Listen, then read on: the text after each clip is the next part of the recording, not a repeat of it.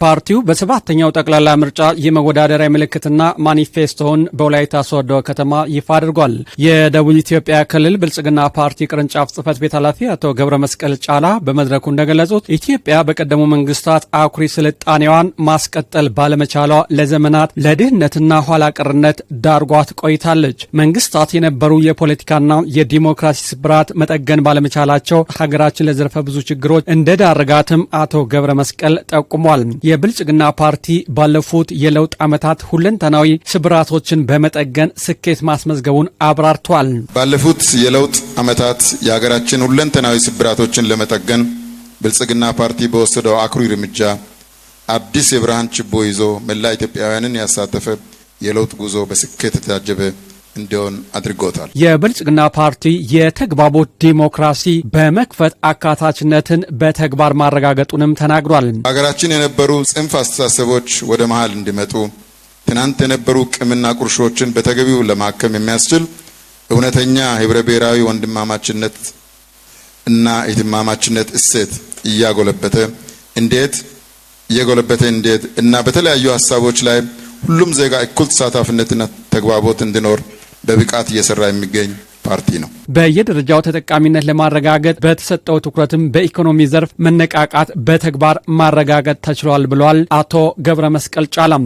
ብዙሃ ዘርፍ ኢኮኖሚን ለመገንባት በተወሰደው የኢኮኖሚ ሪፎርም እርምጃ የውስጥ ጸጋዎችን የማጉላት አቅሞችን የመለየት እና በየደረጃው ተጠቃሚነትን ለማረጋገጥ ገጠርና ግብርና ልማት፣ ኢንዱስትሪ ልማት፣ ቴክኖሎጂ ልማት፣ ማዕድን ልማት እና ቱሪዝም ልማት ላይ በተሰጠው ትኩረት ዘመናዊ የግብርና ሜካናይዜሽን የተጠናከረ የሄደበት ከተሞች ለነዋሪዎች ምቹ የሆኑበትን እና በሁሉም የኢኮኖሚ ዘርፎች መነቃቃት የተፈጠረበት መሆኑን በተግባር ማረጋገጥ ችለዋል። የብልጽግና ማኒፌስቶ የእስካሁን ስኬቶች፣ የአሁናዊ ሁኔታ ግምገማዎች፣ ቀጣይ ትልሞችን በሚያሳይ መልኩ የተደራጀ ነው ብሏል። ማኒፌስቶአችን ትናንትን ማከም፣ ዛሬን በሚገባ መጠቀም እና ነገን መተለም ማዕከል ያደረገ ነው። የማኒፌስቶአችን ዋና ግብም የኢትዮጵያን ሁለንተናዊ ብልጽግና በማረጋገጥ ራዕይ ማዕቀፍ ውስጥ ኢትዮጵያን ወደ ተምሳሌት ሀገር ማሸጋገር ነው። በሀገራችን በአንዳንድ አካባቢ የሚታዩ ግጭቶችን በሰላማዊ መንገድ በመፍታት ህዝቡን ተጠቃሚ የሚያደርግ ስራዎችም በትኩረት ይሰራል ብለዋል አቶ ገብረ መስቀል ጫላም። ህዝባችንን በሰፊው በማሳተፍ ነጻነትን በአግባቡ እናስተዳድራለን። እንዲሁም የህግ የበላይነትን እና ዘላቂ ሰላምን ማረጋገጥ የሚያስችሉ ስራዎች ላይ እንረባረባለን። የቆዩ ቅሬታዎችን የህዝቡን ተሳትፎ ባረጋገጠ መልኩ እየፈታን የአገልግሎት አሰጣጥና የመልካም አስተዳደር ችግሮችን መፍታት፣ ለዚህም በአስፈጻሚ አካላት የመሶብ አገልግሎትን እናስፋፋለን። በየደረጃው በሚገኙ መዋቅሮች መካከል ጤናማ ውድድር እንዲፈጠር እናደርጋለን። እንደዚሁም በፍትህ እና ዳኝነት አካላት ላይ የሚነሱ ችግሮችን እንቀንሳለን። ለዚህም ባህላዊ የፍትህ አማራጮች አዎንታዊ በሆነ አግባብ በመጠቀም የፍትህ ተደራሽነትና ውጤታማነት እንዲሰፋ እናደርጋለን። የፓርቲያችን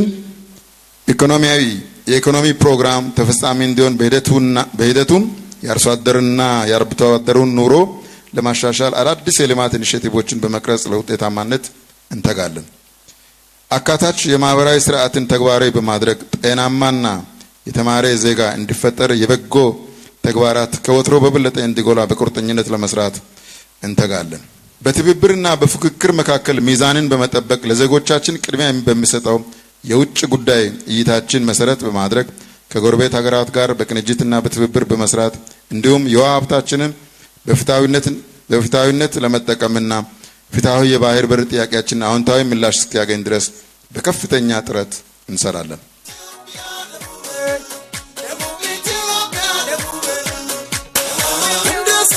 Don't